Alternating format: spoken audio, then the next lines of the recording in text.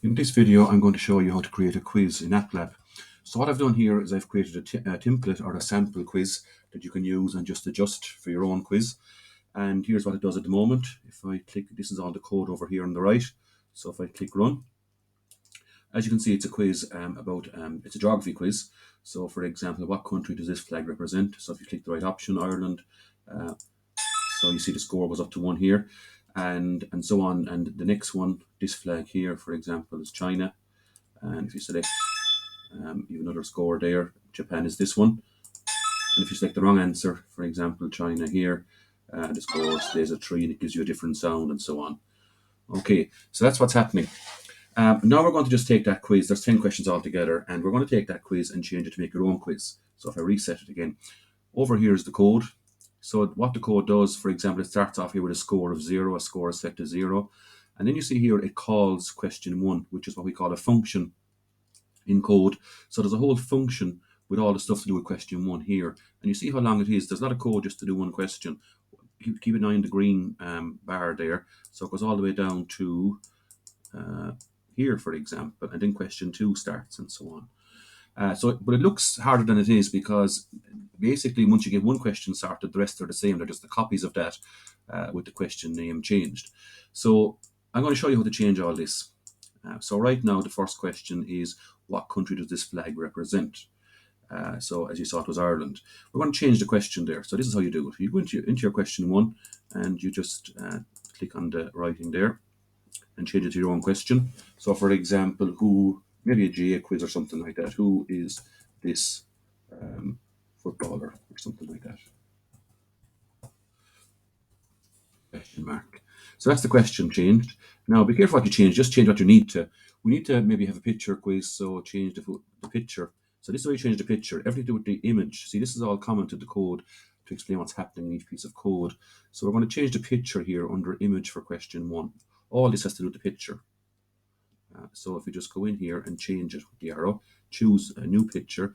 So at this stage, you should have a picture prepared yourself on your computer somewhere, whatever picture you want for your quiz.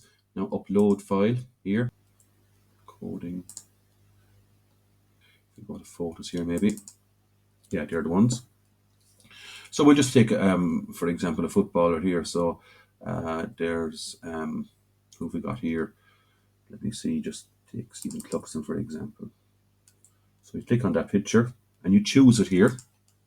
And now that picture will go into your quiz. So now we've got Stephen Cluxton's photo. Okay, now the next thing is that's the picture part done. You'll have all the same settings as the previous quiz here, if you like those. You can change size and stuff if you want after, with all these commands here. But for now, let's move on to the 4 options for the 4 answers. So we'll just give 3 wrong answers and 1 right answer. So for example, question 1, we'll say maybe change the text here. You can see where you change it. David Clifford. Okay. And that's it. That's all I got to do with the first option. Now change the second option. Let's say we make the second one the right option. So we'll have here, we'll have, who was it again? Stephen Cluxton.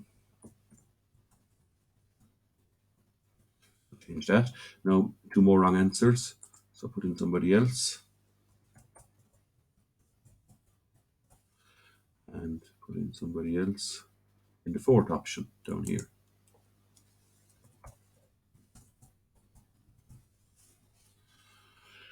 Okay, so there's the 4 answers. Now we know the right answer is option 2. So if you come down, this is where you check the answer down here now. So down here, again, don't worry about all the details of all the code, just the bits you need to change is all you need to worry about. So check answer down here. Now, if you look here, option 2 is the correct option as we picked, so that's fine. So we don't have to touch that actually.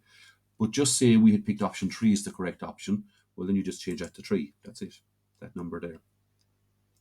And that's basically it. If you get it right, so we leave it as it is, the score goes up by 1. That's what this code here does. Increases the score by 1. Else, if you get it wrong, it does nothing basically. The score doesn't go up and it plays this other sound. Of course, then once all that is done, it goes on to the next question, which is question 2. And the same thing repeats all over again in question 2. You can go in and change that down here. So question 2, put something else. So let's click run and see what happens right now. So now we have a new question. Who's this footballer? We have a new picture. And we have 4 new options. And the option we want, of course, the right option this time is Stephen Cluxton. So click on that and you click select, and there's the answer. No. And you can just repeat that for every question. There's not a whole lot to change, as I said. Just so once more, change the name of the question here, or sorry, change the text of the question up here. And then you go down here and change the picture of the question in here. You bring in your own picture and you change the 4 answers. You need 3 wrong answers and 1 right answer. So you change that here in the text label part. And then at the end, whichever option you want to be correct, you change it right here in this orange box here. So for example, this time option 3 is the correct option, for example. But if that was option 2, just change that 3 to a 2 there, etc. And that's it. That's how you do your own quiz.